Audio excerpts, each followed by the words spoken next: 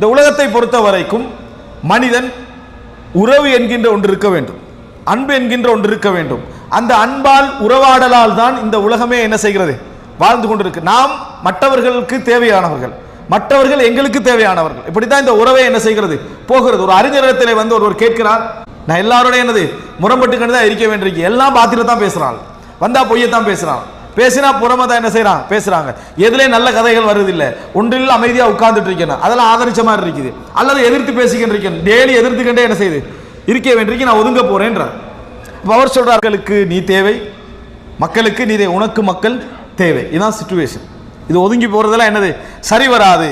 ஆனாலும் மக்களோடு நடந்து கொள்கிற நேரத்தில் நீங்கள் ஒரு செவிடனாகவும் ஊமையானவனாகவும் நடந்து கொள்ளுங்கள் அப்படின்னு சொன்னார். அப்படின்னா என்ன, கேட்கும் கேட்ட மாதிரியே இருக்காதீங்க, கேட்கும் கேட்ட மாதிரியே இருக்க, பேச இயலும் பேசிடாதீங்க, இந்த மாதிரி நடந்து கொள்ளுங்கன்றாங்க. அப்படின்னு அர்த்தம் என்ன, உங்களுக்கு முன்னுக்கால பேசப்படுற எந்த கருத்து உங்களோட முரண்பட்டாலும் சரி, நீங்க கேட்காத மாதிரி என்ன செய்யணும், நடந்து கொள்ளணும்.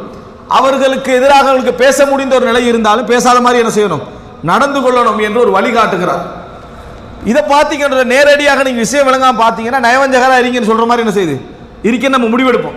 சமாளிக்க சொல்றதை என்ன செய்வோம், நயவஞ்சகராக இருக்க நம்ம முடிவெடுப்போம். இந்த அப்படி என்றால் உறவோடு வாழ்வது என்பது இந்த சமுதாயத்தில் யாராக இருந்தாலும் சார், நான் சொல்றேன் நாலு விஷயங்களை சொல்கிறேன். ஒன்று குடும்ப உறவு, ரெண்டாவது நட்பு, ரெண்டாவது தொழில் ரீதியான, ரெண்டாவது சமூக ரீதியாக. எல்லாமே நாம சேர்ந்து அன்பு காட்டி வாழ வேண்டி இருக்கிறது. அன்பை பொறுத்த வரைக்கும் இது ஒரு பகுதியை நீங்கள் புரிந்து கொள்ள வேண்டும். அன்பை பொறுத்த வரைக்கும் அல்லாஹு தாலா இந்த ரஹ்மத்தை வந்து மனிதர்களுக்கு வித்தியாசமா படைச்சிக்கிறான், மனிதர்களுக்கு வித்தியாசமா படைச்சிக்கிறான். ஒரு சின்ன உதாரணம், எங்கேயா பாத்தீங்கன்னா டிஃபரெண்டா மனுஷன் மாறிக்கிறான்டா, எந்த கோழியும் இல்லை, அது சேம் தான். குறிப்பிட்ட டைம்ல எல்லாத்தையும் என்ன செஞ்சிடறது, விரட்டி விட்டுறது. இவன் தான் நம்மளுக்கு கொஞ்சம் ஹெல்ப் பண்ணான், சீச்சு சாப்பாடெல்லாம் எடுப்பதற்கு ஹெல்ப் பண்ணான்னு சொல்லி எந்த மூத்த குஞ்சு எந்த கோழி என்ன செய்யறது இல்லை, இணைச்சிக்கிட்டு போனதாக வரலாறு இல்லை, அதுல டிஃபரெண்டே இல்லை. அப்படின்னா என்ன, அதுக்கு அன்பு அல்லாஹ் தஆலா கொடுத்திக்கிறான், அப்படியே முடிஞ்சு. அதான் நிரந்தரமாக என்றைக்கும் என்ன செய்யும், அப்படித்தான் இருக்கும். அதுல கூடுதல் குறைச்சல் வரவே வராது. உலகத்தில் உள்ள மனிதர் அல்லாத ஜின்கள் அல்லாத எல்லாருடைய அன்பும் அதுதான். மனுஷனுக்கு தான் அந்த பிரச்சனை, வளர்த்துக்கண்டே போகலாம் நீ சாகும் வரைக்கும். ஒரு அன்பு இயல்பாக வருது. அன்பு இயல்பாக வந்தது என்று சொன்னா நியாயம் பேசவே மாட்டீங்க.